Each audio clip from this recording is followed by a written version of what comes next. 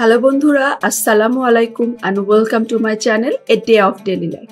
আশা করি আপনারা সবাই ভালো আছেন এবং আলহামদুলিল্লাহ আমিও ভালো আছি। তো চলে আসলাম আর একটা নতুন ব্লগ নিয়ে। আজকে আপনাদের সাথে আমি রোজার আগে খুব ঝটপট ইফতার তৈরি করার জন্য কি প্রস্তুতি নিলাম তাই আজ শেয়ার করব।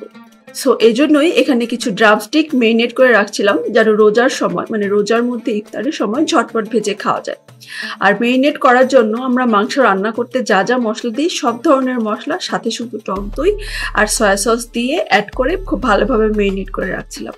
মেরিনেট আসলে আমার আম্মু করছিল, তো আম্মু সব ধরনের মশলা দিয়েছে খুব ভালোভাবে মেরিনেট করে রাখার জন্য। আর এরপর আমি শুধু এটাকে জাস্ট ফ্রিজারে রেখে দেবো, একদম ডিপ ফ্রিজ করে রেখে দেবো যাতে পুরো রোজার মাস আমার এটা চলে যায়। প্রত্যেক দিন তো আর খাওয়া হয় না, কিন্তু মাঝে মাঝে তো খাওয়াই হয়। আর চিকেনটা তো আমাদের বাসায় খুব বেশি চলে, কারণ আমার ভাইয়ের চিকেন খুবই পছন্দ। তো দেখা যায় যে কি রোজার মধ্যে আমরা না খেলেও ওর জন্য হয়তো প্রায়ই একটা করে চিকেন বাইরে থেকে কিনে আনা হয়।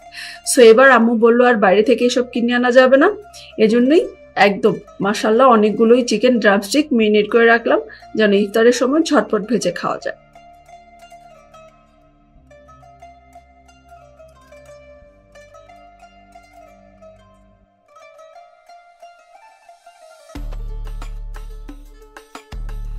এভাবে জিপার ব্যাগে করে রাখলে কিন্তু ফ্রিজে বেশি জায়গাও লাগে না এবং অনেক কিছুই রাখা যায়।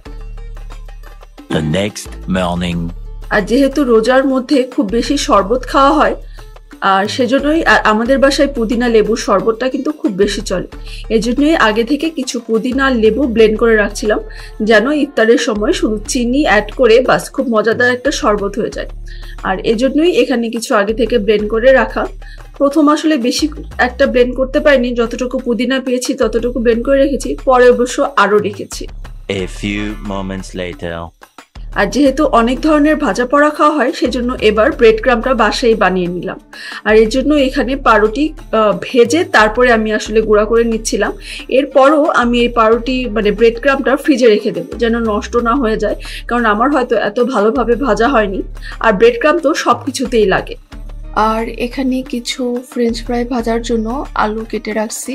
এখন এগুলোকে শুধু হালকা পানিতে লবণ দিয়ে সিদ্ধ করে এটাও জিপার ব্যাগে করে রেখে দেবো পরে খাওয়ার জন্য। The next day. আর এখানে হচ্ছে চিকেন আলু টিকিয়া বানানোর জন্য প্রথমে চিকেনটাকে একটু ভেজে নিচ্ছিলাম। এবার আসলে একটু অন্যরকম করে বানাচ্ছি, সেজন্য এখানে আমি তান্দুরি মশলা আর আদা রসুন দিয়ে চিকেনটাকে ভেজে নিচ্ছিলাম।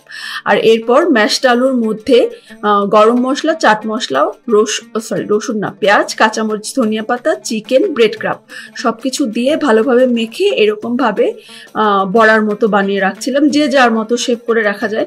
তো আমি এভাবেই রাখছিলাম। আর এরপরে এখানে প্রথমে ডিমের মধ্যে কোট করে তারপর ব্রেড ক্রামে কোট করে এটাকে আমি ডিপ ফ্রিজে রেখে দেবো যেন ইফতারের সময় শুধু ঝটপট ভেজে খাওয়া যায়। এরকম ভাজা পড়ার আইটেম তো আমাদের অনেকে খাওয়া হয়, তবে এবার চেষ্টা করেছি খুব একটা বেশি খাবো না। যদিও কিন্তু আমি মসুরির ডালও ব্লেন্ড করে রেখেছি, কারণ ডালের বড়া ছাড়া তো মনে হয় যে ইফতার হয়ই না। তো সেটাও ব্লেন্ড করে রেখেছি। আসলে আরও কিছু রেডি করে রেখেছি, কিন্তু সবগুলো আসলে ভিডিও করার টাইম পাইনি। এবার আমার সবকিছু রেডি করতে করতে একটু দেরি হয়ে গেছে, কারণ বাসার মধ্যে সবাই একটার পর একটা অসুস্থ ছিল। সেজন্য আসলে এবার একটু সময় মানে সবকিছু রেডি করতে দেরি হয়ে গিয়েছে, তাই সবকিছু ভিডিও করতে পারিনি। আমি কিন্তু বেসনও রেডি করে রেখেছি যেন বেসনে শুধু রোজার আগে আগে একটু পানি দিয়ে গুলে বেগুনি ভেজে খাওয়া যায়। তো এই ছিল আমার রোজার আগের ছোটখাটো কিছু প্রস্তুতি যা আপনাদের সাথে শেয়ার করলাম। আপনারাও সবাই তো অনেক কিছু ভেজে রেখেছেন, অনেক কিছু রেডি করে রেখেছেন, তো আমাকে কিন্তু কমেন্ট করে জানাবেন। আর আমার আজকের এই রেসিপিগুলো যদি আপনাদের ভালো লেগে থাকে, যদিও ছোটখাটো রেসিপি, তাও কিন্তু আমাকে কমেন্ট করে জানাবেন। আর আজকের ভিডিওটি ভালো লাগলে লাইক দিতে কিন্তু ভুলবেন না। যারা এখনো আমার চ্যানেলটি সাবস্ক্রাইব অ্যান্ড শেয়ার করেননি, প্লিজ আজকে আমার চ্যানেলটি সাবস্ক্রাইব অ্যান্ড শেয়ার করে আমার সাথেই থাকবেন। আমার পরিবারের জন্য দোয়া করবেন, নিজের পরিবারের খেয়াল রাখবেন।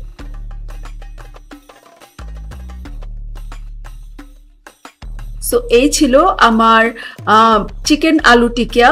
এগুলো আমি এয়ার ফ্রায়ারে দিয়ে ভেজে নিচ্ছিলাম কিছু টেস্ট করার জন্য। টেস্ট খারাপ ছিল না, ভালোই ছিল, এবং এটা ছিল তার ফাইনাল লুক। দেখতে কিন্তু বেশ হয়েছে, খেতেও মোটামুটি হয়েছে।